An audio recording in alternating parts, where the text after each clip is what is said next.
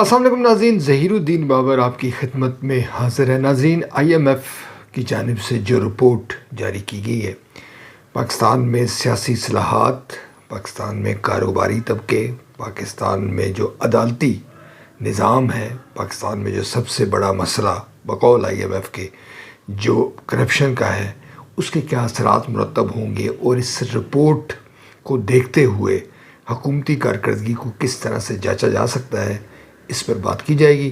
اگر آپ نے یہ چینل سبسکرائب نہیں کیا تو آپ یہ چینل سبسکرائب کر سکتے ہیں، بیل آئیکن کو پریس کریں، دوست احباب کے ساتھ شیئر کریں۔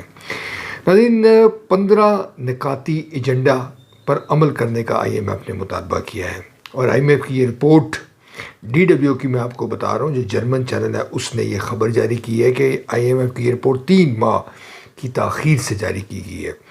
IMF نے یہ کیا کہا ہے اس رپورٹ میں؟ اس نے کہا ہے کہ جناب، پاکستان میں بدعنوانی ہر شعبہ حیات میں زندگی میں موجود ہے۔ پھر اس کا یہ کہنا ہے کہ جناب، جو پاکستان میں عدالتی عمل ہے، عدالتی اصلاحات ہیں، وہ بڑی ضروری ہیں۔ کرپشن کی جاتی ہے IMF کی رپورٹ کے مطابق، اور پھر اس کو بیرون ملک منتقل کر دیا جاتا ہے۔ بدعنوانی نے، جی ہاں، یہ ورڈنگ ہے کہ بدعنوانی نے پاکستان کی ترقی کا گلا گھونٹ دیا ہے، اور پاکستان ترقی نہیں کر رہا، پاکستان آگے نہیں بڑھ رہا۔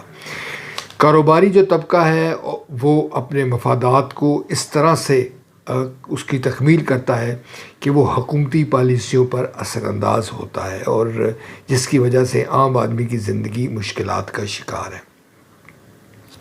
اس میں ناظرین، جو نیا SIFC جو ادارہ بنایا گیا ہے، اس پر بھی سوالات IMF نے اٹھائے، اور کہا ہے کہ بورڈ آف انویسٹمنٹ موجود تھا تو اس کی کیا ضرورت ہے۔ اس کی شفافیت کے حوالے سے بھی IMF نے جو ہے وہ سوالات کیے ہیں، اور حکومت کو یہ کہا ہے کہ وہ جواب دہ بنے۔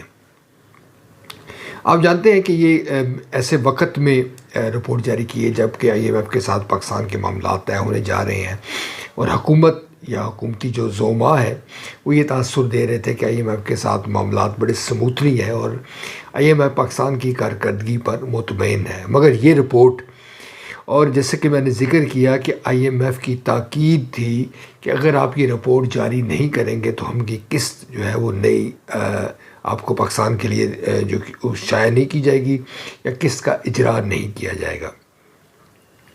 یوں ہم اس کانٹیکسٹ میں یہ کہہ سکتے ہیں کہ یہ رپورٹ حکومت نے انتہائی بھاری دل کے ساتھ، انتہائی پریشر میں آ کر جاری کی ہے۔ ناظرین، یہ ایک بڑا سوال ہے کہ IMF نے جو حکومت کو کیوں